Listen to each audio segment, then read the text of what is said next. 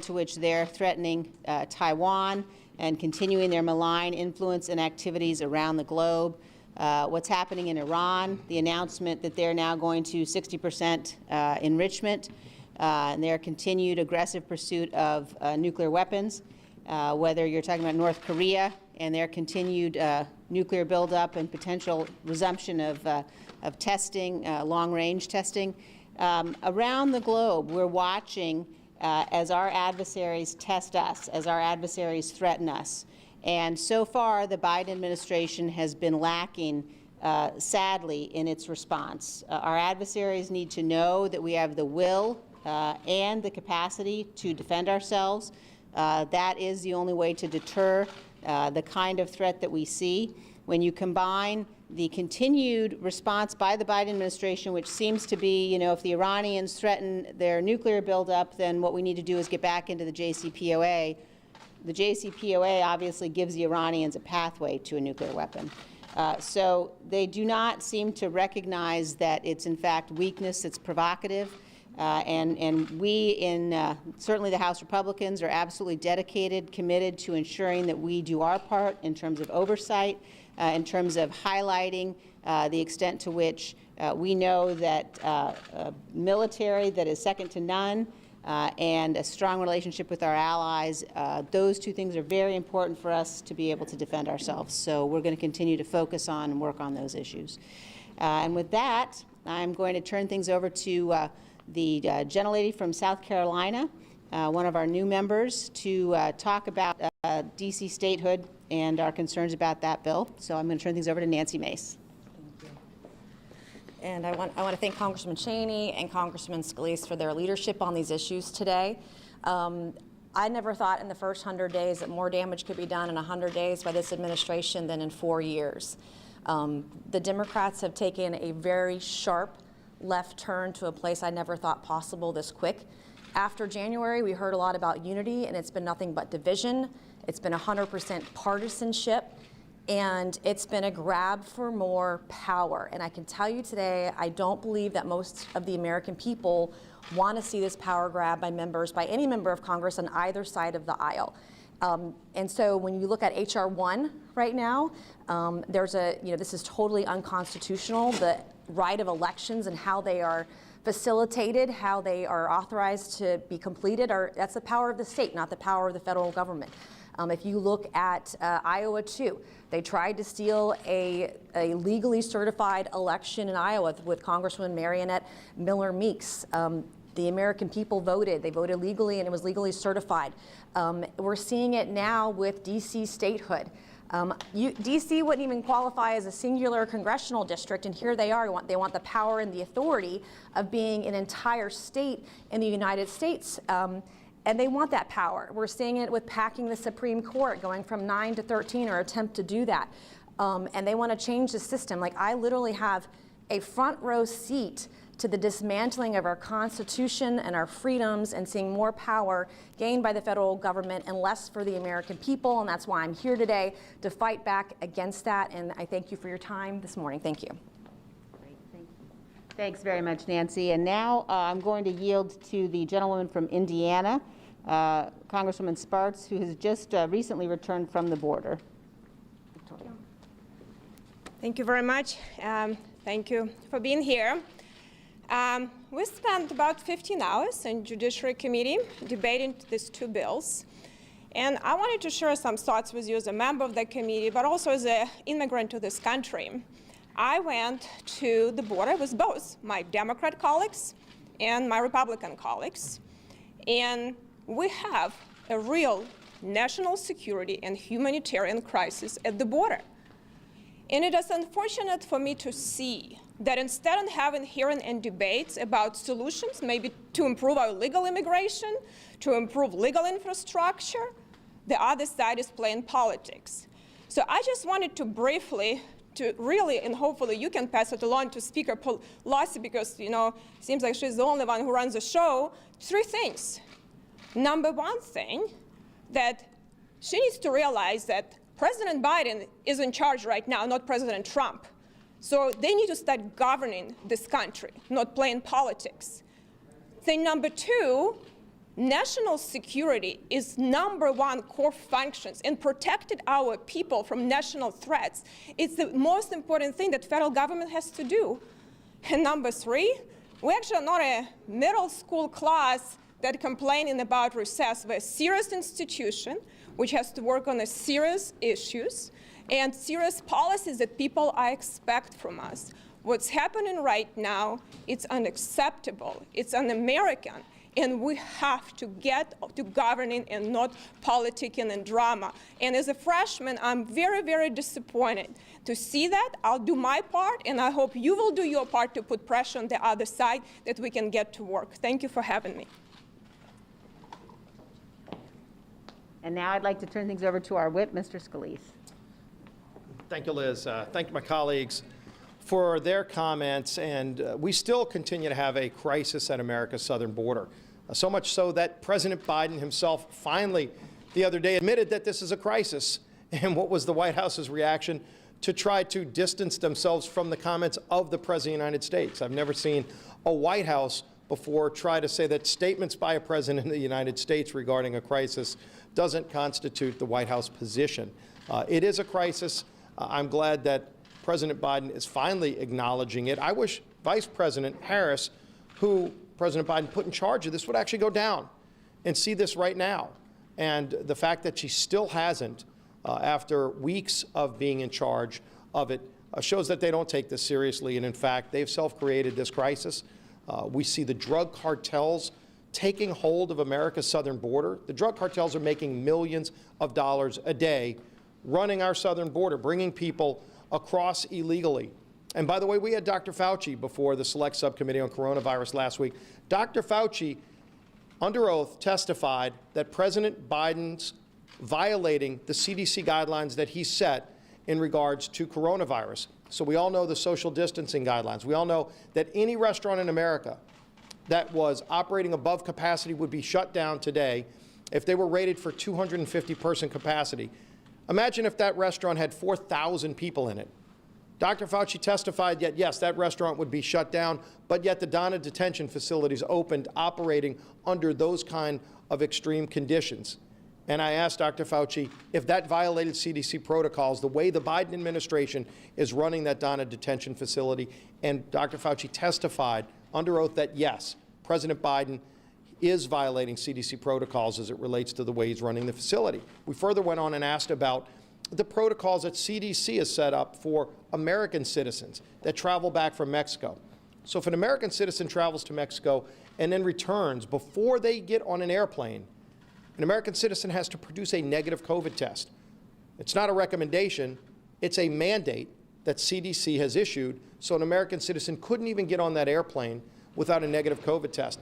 And yet today, you will see maybe hundreds of people from the Donna detention facility put on airplanes without a COVID test. Some of them, our own Border Patrol agents acknowledge, are COVID positive, being put on an airplane without a negative COVID test. So once again, the Biden administration is making us live by one set of rules when they're not even following their own rules. And Dr. Fauci testified under oath that that is violating CDC protocols as well, the way that they are transporting people that came here illegally throughout the rest of the country. And the Biden administration still won't tell us how many people have been put on airplanes, where they're being sent, because clearly those states now should be concerned about the public health crisis that is being created by the Biden administration, violating their own CDC protocols, the way they are mismanaging this crisis at the border. This continues to be a problem. We're going to continue to raise awareness until this gets solved. The president could solve it today by restoring the Remain in Mexico policy,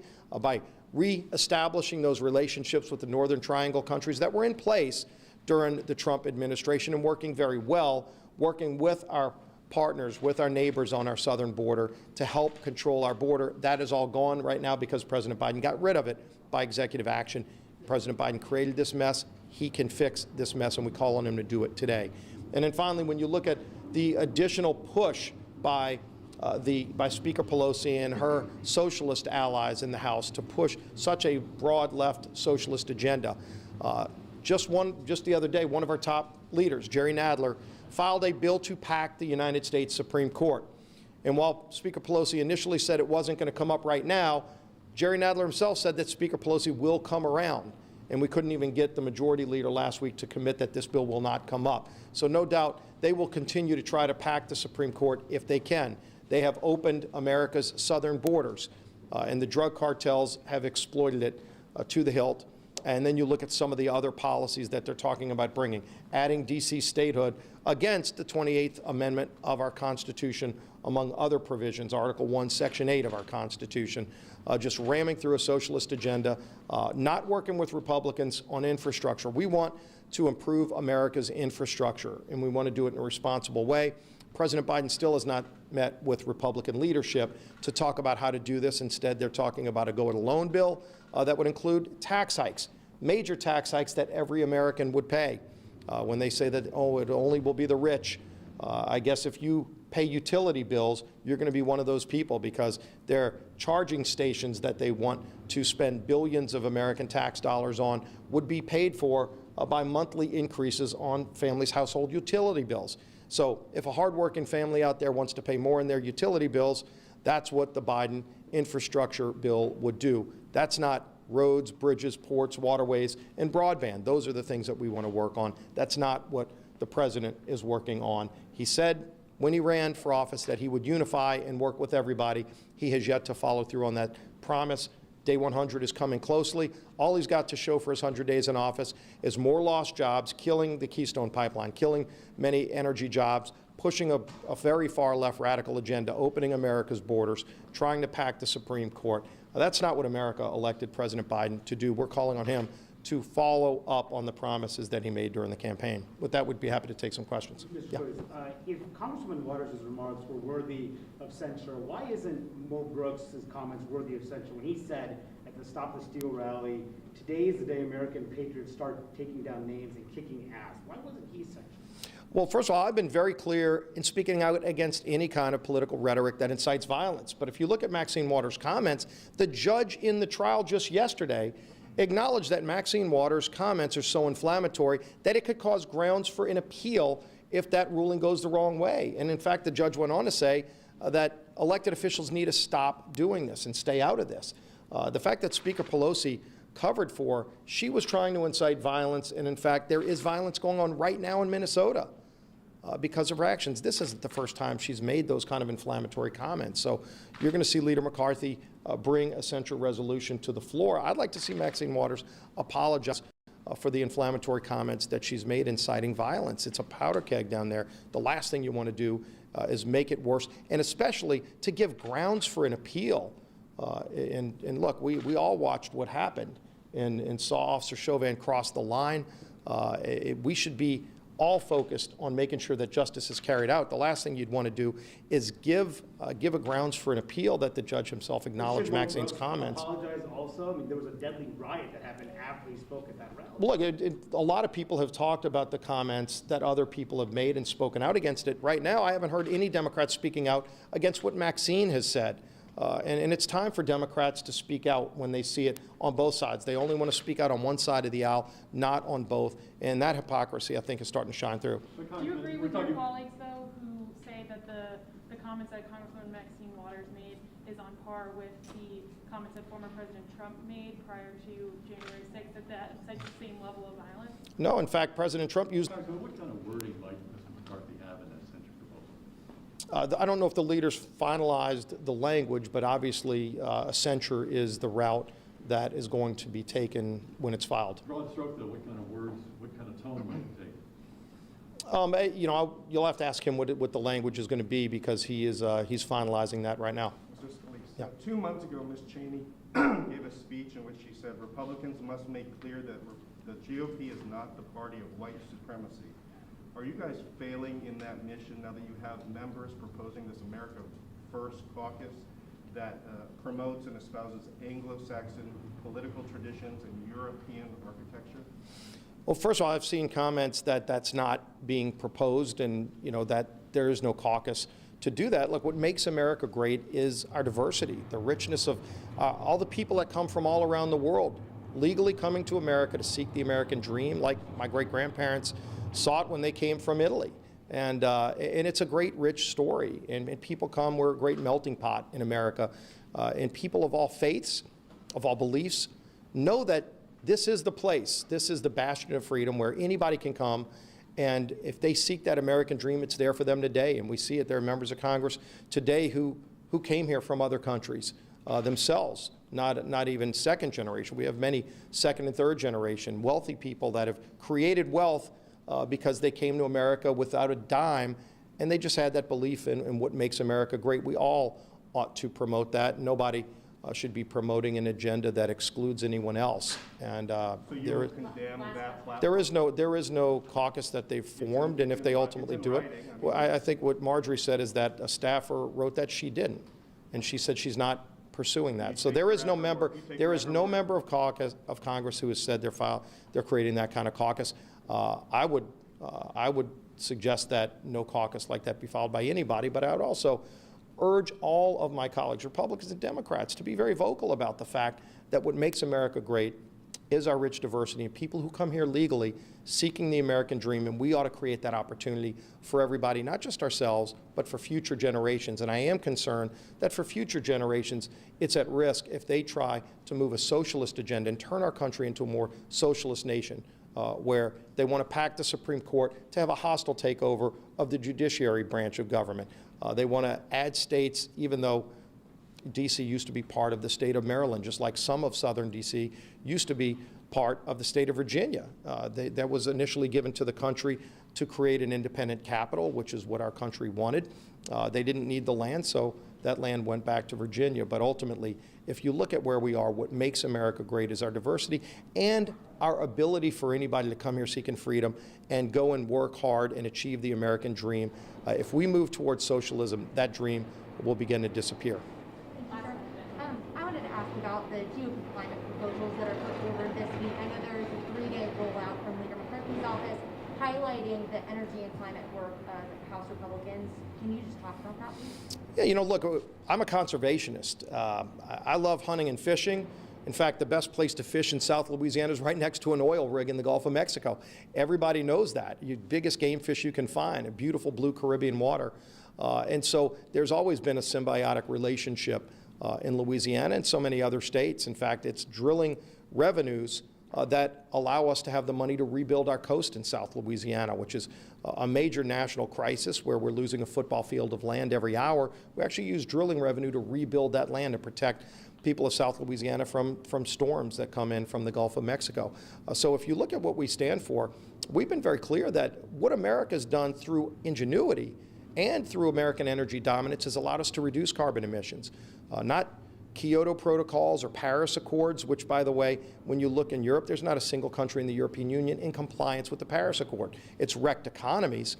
And what we don't want to see is wreck America's manufacturing economy, send those jobs to China and other countries that actually increase carbon emissions. You know, if you want to reduce carbon emissions, make more things in America, don't run jobs out of America. And for Earth Day, I'd give a challenge to the president's climate czar. Maybe if John Kerry just took a week and said he's not going to fly around in his private jet, he would save at least 40 times the amount of carbon emissions if he got on a private plane. You know, if he wanted to go to Iceland to receive some global warming award, they have flights from Boston to Iceland that are commercial instead of getting on his private jet while telling you not to use fossil fuels. So getting rid of the hypocrisy would be a good place for the left to start. We believe in American ingenuity. We believe in what's been great about this country at reducing emissions through technology and innovation in America, making things in America, creating jobs in America, exporting goods to help our friends around the world, all by reducing carbon emissions. So conservationism works. Radical leftist environmentalism destroys America's jobs and increases carbon emissions because those jobs go to foreign countries like China who pollute at such a high level that you can't even walk around without getting respiratory illness. So with that, we appreciate y'all being out here. Thank y'all.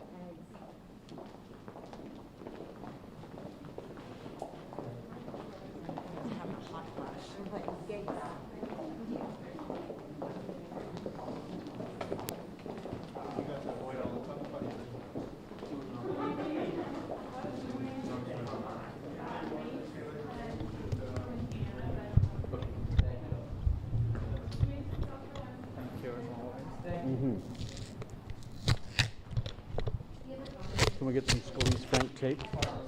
You guys have franked everything else? All good? Thank you so All good. much. I appreciate it. Sure thing, anytime.